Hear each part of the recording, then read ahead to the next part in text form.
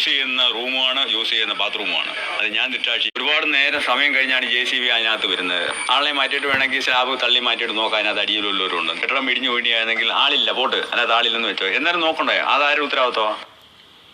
അവിടെ യൂസ് ചെയ്യുന്ന റൂമാണ്, യൂസ് ചെയ്യുന്ന ബാത്റൂമാണ്. അത് ഞാൻ ഇപ്പോഴും പറയുന്നത് ചേർത്ത് നിർത്തുമെന്നാണ് പറയുന്നത്. ഈ കുടുംബത്തിന് ചേർത്ത് നിർത്തുമെന്ന് അവരിപ്പോഴും എൻ്റെ അടുത്ത് പറയും.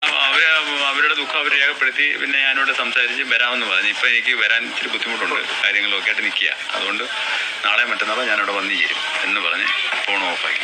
എന്തെങ്കിലുമൊക്കെ ആയിട്ട് അവരുടെ കാര്യം തീരുമാനിച്ച് നമ്മളെ കാര്യം ഇനി പറയും. വൈകാതെ ഉണ്ട്. 2 ദിവസത്തിനകത്ത് ഇവിടെ എത്തും.